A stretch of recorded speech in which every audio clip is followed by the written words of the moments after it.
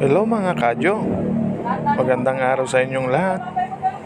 Gagawa pala kami ng graham bar ngayong araw kasi ito yung isang paborito ng aking bunso na si Mary.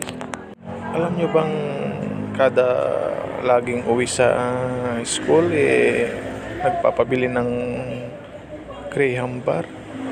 Ito 25 pa naman isa, pero okay naman, masarap, sulit na yung 25 pesos. Kaya naisipan namin siyang gawan ng graham bar para hindi naman na kulit ng kulit, pabili ng pabili.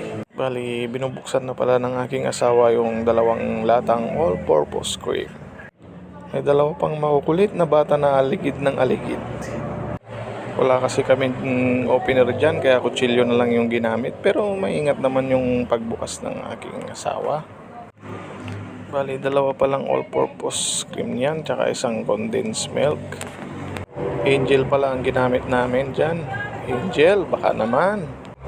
Nilagay na nga namin yan sa stainless na parang kasirola. Para ready to mekos-mekos na yan. Yummy yan. Yan pala yung gagamitin naming pang mekos-mekos. Bali, in-order lang namin yan sa Shopee. Salamat, Shopee. Baka naman. Mura lang yan mga kadyo sa Shopee, kaya check out nyo na. Maganda pala yan mga kadyo. Pwede ka nang gumawa ng ice cream, sarili mong version, kahit anong flavor ang gamitin mo dyan. Yan yung dalawang makukulit na bata, kasi excited na silang matapos yung graham na ginagawa namin. Madali lang naman siyang gawin, pero pag tinitignan mo, medyo mahirap din.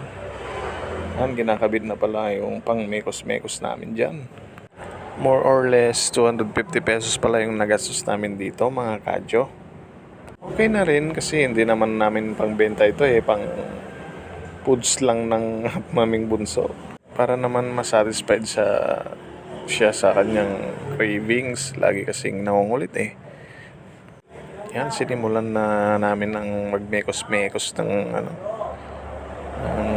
all-purpose cream para naman maging malapot na siya at maging pag okay na siya, pwede nang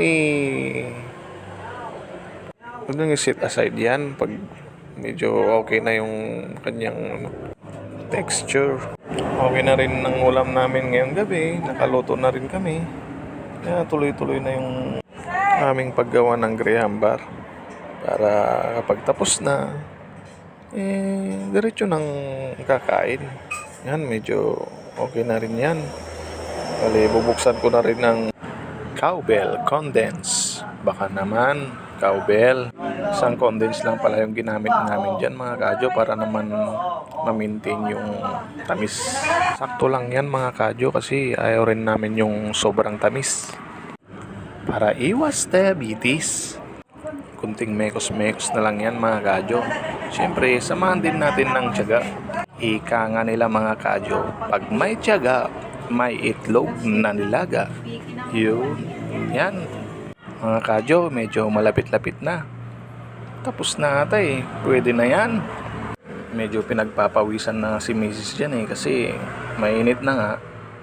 Tapos nakakapagod din ang magmekos-mekos kahit papano. Dalawang supot pala ng graham ang binili namin dyan, tapos isang crushed graham. Pinaluan pala namin yan ng 5 pirasong Oreo mga kadyo, para naman kahit papano meron din siyang flavor. Minekos-mekos lang namin yan konti. Inuhulman na pala namin yan mga kadyo, para naman presentabling tignan kahit na pangkain lang dito sa bahay. Yan mga kadyo, kunti-kunti lang ang paglagay dyan para matansya mo naman yung kung gaano kakapal yung kanyang magiging bar. Tapno makaraman amin kan makawaras mga kadyo. Alam nyo naman yung bunso, trubuson.